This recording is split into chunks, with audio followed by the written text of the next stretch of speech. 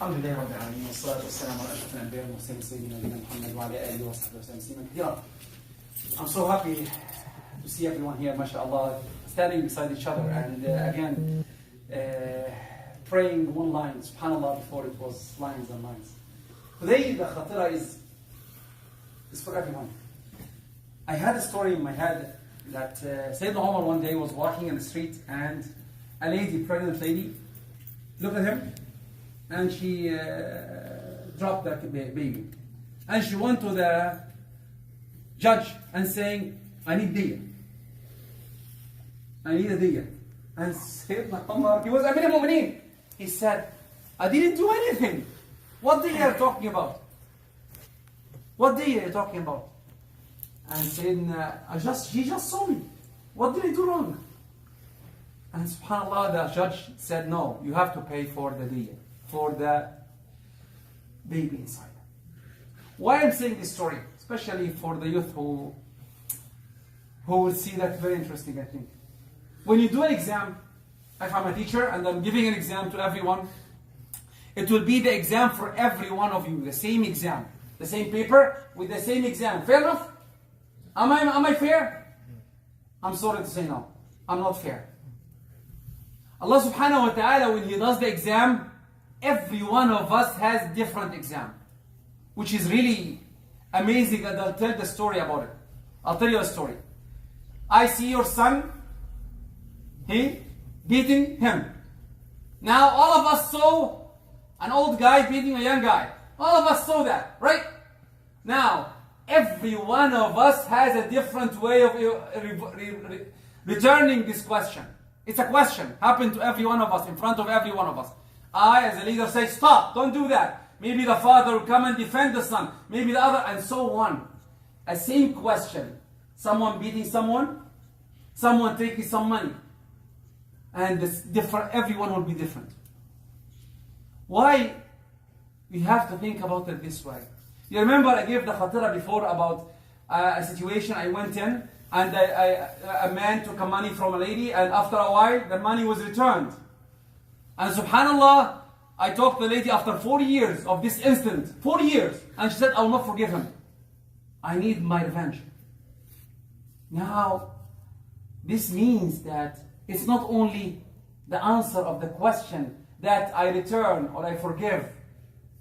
The question to you and me is how we respond, how we react to every situation. That's why the sixth bridge is one of the hardest bridges. You will be standing there with one situation. One situation. How many will be attacking you? How many haqq will there? I'll give another example to make it more. This was in my head for a long time now. I'm trying to deliver the message. I know it's very complicated. I sneeze. And I say, Alhamdulillah. You heard. He didn't respond. It's a haqq.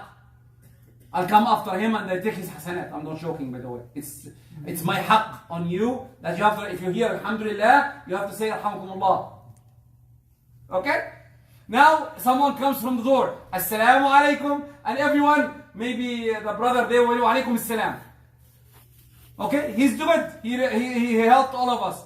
No one responded. All of us are sinners. Simple things. I'm trying to give the example in my head. I'm hoping I can deliver the message. Every question for every one reaction is different from one to one. What should we do? Try, that's what I think. Try to be vigilant more. Try to see where are you going. Try to make sure that you respond nicely to everyone.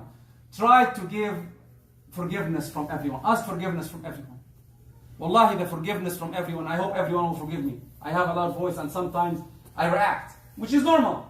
Ask forgiveness from everyone around you, even your kids. My kids? Yes, Ya Abu Malik, your kids. Where is the proof of that? Why my kids?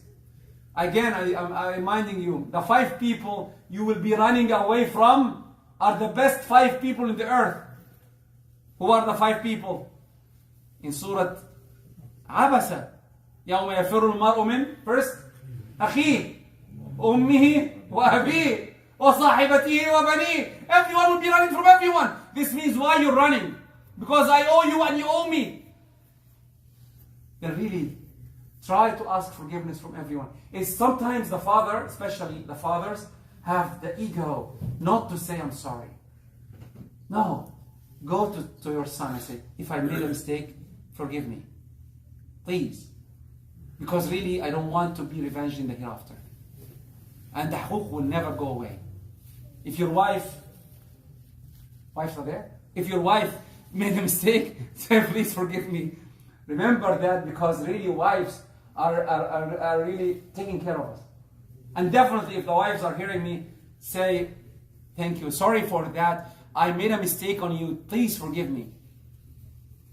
And I'm talking to the wives more, because really if you think about it, the Prophet didn't say the men that the wives, anyway, the men are, but the Prophet said to Fatima. And who is Fatima? Sayyid Nisa al-Alamin. You know that the men, Hadith Rasulullah, كَمِلَ مِنْ رِجَالِ كَثِيرًا وَلَمْ يَكُنْ النِّسَاءِ الْأَرْبَعِ.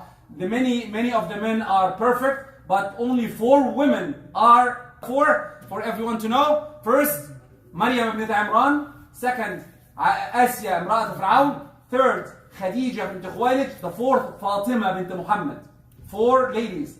The 4th lady, Fatima, when she married Sayyidina Ali, he told her, Fatima, Sayyidina Ali, he didn't say Sayyidina, but I'm saying Sayyidina Ali is your Jannah and Nar.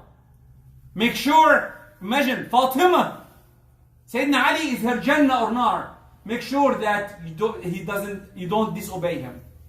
Very important to know that. And definitely, the other hadith for men, not to be bragging, يأتي يوم القيامة وشق مائل. If you didn't do good to your wife, you come, half of yourself are paralyzed. Then really the huquq is too many. I don't want to take more, but hopefully inshallah we'll forgive each other and forgive me. جزاكم الله خير. سبحانك اللهم نستغفرك ونتوب إليك. جزاكم الله خير. I hope that, yeah. جزاك الله.